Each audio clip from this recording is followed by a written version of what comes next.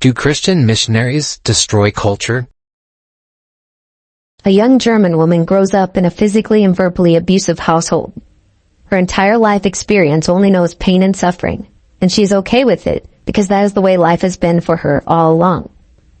Russian Tuvans are herders by trade, and long cold winters pass best with an unhealthy amount of alcohol to forget the struggles of life and warm the body.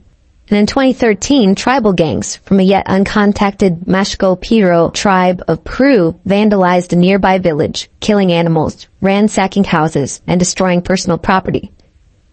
Everywhere one goes in the world, it's discovered that people are not okay as they are, whether they feel a need to escape their troubles or not. Human sacrifice, widow burning, child labor, cannibalism, female mutilation, drug addiction, forced illiteracy of women, foot binding, revenge killings, slavery, sexually transmitted diseases, terrorism, superstitions, killing a quote-unquote cursed or special needs child, burial of servants and wives with their king, poverty, and on the list goes as one people group after another from generation to generation have their stories told. One common claim against missionaries going to the unreached and unengaged people groups of the world is that the missionary will only serve to bring a foreign, developed, and dominant culture into the minority culture for the deterioration and potential extinction of the newly contacted culture. The tribe is satisfied with life as it is. They're happy, and foreigners are happy, we are told. So why not leave well enough alone? The uncontacted tribes are that way for a reason, and they will let us know when they want to be contacted. However, what about that young German woman who is contemplating her next abusive relationship because she thinks that there is no other reasonable choice open to her? This is the way that life is, and will forever in her mind be. If an outsider is aware of the inside situation, is it ethical to stand by and allow this woman to continue to unwittingly subject herself to further completely unnecessary suffering and grief? What about the Mashco-Piro tribe and the violent behavior that they are demonstrating and the threat it poses to locals? Maybe the idea of happy and satisfied tribespeople is not the reality, as we have already learned again and again from every other contacted people group, including our own. Another common claim against missionaries contacting the uncontacted is that new diseases are going to be introduced and will wipe the entire tribe from the face of the earth. While it's a given that people groups face different diseases, most cases listed of this phenomenon occurring have been from the 18th, 19th, and early 20th centuries. And the spread of disease is always mixed together with physical mistreatment and killing of these people by foreign invaders. So we don't know how much is due to disease and how much was due to personal threats and abuse upon the people's lives. One more fitting record that I heard is given from 1910. Note the date and consider the state of medical development at the time. A Brazilian military engineer contacted the isolated Nambiquara tribe deep in the Amazon. 3 generations later, again, notice the extensive generational time frame. The tribes went from 5,000 to 550. Many said to have died by influenza, whooping cough, colds, and other foreign diseases that were introduced from outside contact. So here we are, in the 21st century. The question I have is, rather than giving examples of the past, can we think to the future and consider contacting the uncontacted without putting so many lives at risk? For example, Jeffrey Kluger is one of the few critics of contacting tribes like this, who suggests possible precautionary measures. He writes, routine care of illnesses and treatment of injuries could be a boon, though for safety's sake, they would best be delivered by select groups of well-vaccinated field workers staffing small care stations. The workers could also offer vaccines against the most common illnesses that strike the tribes, typically respiratory diseases, to protect them against chance encounters in the future. Knowing that this very real and very serious health risk exists, rather than giving disease transmission stories from 60, 90, or even hundreds of years ago as a reason to not even try to contact a new people group, we can work hard at how to make contact without risking the lives of 4,450 tribespeople. As Don Richardson, who was a missionary who successfully made contact with the then isolated people of the Western New Guinea, noted, if I had not been there that day to trigger that salute as an emissary of Christ, someone else's emissary would have triggered it later, possibly with quite different motives and results. Those who advocate that the world's remaining tribal groups should be left to themselves do not realize how naive their notion is. The world just isn't big enough anymore for anyone to be left alone. It is a foregone conclusion that even if missionaries do not go in to give, lumbermen, crocodile hunters, prospectors, or farmers will still go in to take. The issue is not then, should anyone go in? Because obviously someone will.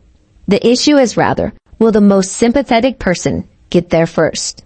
Contrary to popular belief, missionaries do not destroy culture. In fact, when it comes to Bible translation specifically, Wycliffe Bible Translators has preserved at least 20 endangered languages through Bible translation and are currently working on preservation of the Yuki, Hmong, and Navajo languages. While one might argue how we could associate Bible translation work with language preservation, one needs to consider that along with the finished product of a Bible in the local vernacular, the translation process is frequently accompanied by things like programs that focus on developing literacy through materials in addition to the Bible, community development like humanitarian aid, medical work, and general education, grammars, dictionaries, and journal articles written in the mother tongue, radio broadcasting, in other ways to promote language use and encourage the local culture. A case of the missionary advantage has been demonstrated by the research of Robert Woodberry, who gave case studies from both India, where he undeniably attributes infant mortality and women's literacy rates to Christian missionary activity in specific regions to the northeast and west-southwest of the country, and Togoland literacy and the completion of primary education based on Christian influence, contrary to the clear British and French colonial lines. A map here shows the segregation of French and British Togoland. Yet the increased literacy and completed primary education rates mainly in the south across French and British lines. Christian missionaries are not trying to destroy culture, but to redeem culture through the gospel. This includes, but is not limited to, preserving local language, culture, and history, rescuing orphans and widows, reducing stillbirths, establishing hospitals and schools, protecting minorities and their land from governmental and big corporation exploitation, disaster relief, improved agricultural methods, enhanced self-care, vocational training, and freedom from drug and alcohol addictions. If any of these are considered to be against cultural aspects that need to be preserved when they lead to the death, suffering, and destruction of the uncontacted people who are, quote-unquote, healthy and happy as they are, what right do we have to determine that this is healthy and happy for someone else? Christian missionary Brian Hogan was serving in Mongolia when a French man on the bus overheard what he did and started berating him for the destruction of beautiful Mongolian culture.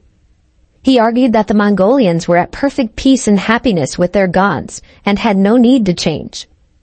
Hogan then responded by asking the man if he had seen the Tibetan god of hell, Yama, and how he trods on the Mongolian people and devours them, and how the Mongolian people live in constant fear of him. Is this beautiful? Happy? Really? The Sentinelese of India, the Brazilian Awa, the Iorio of Paraguay, along with over 100 other tribes, mostly in South America, along with the rest in Asia and Africa, are included among the uncontacted peoples left in the world. These tribes are likewise lost in similar cycles of violence and abuse, both mental and physical, towards self and others, just as much as Canadians, Somalis, Brazilians, and Mongolians.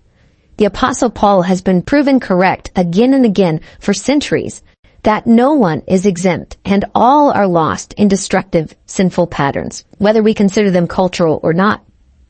The question is not if one should contact the uncontacted, because it's inevitable, as Richardson said, that day will come.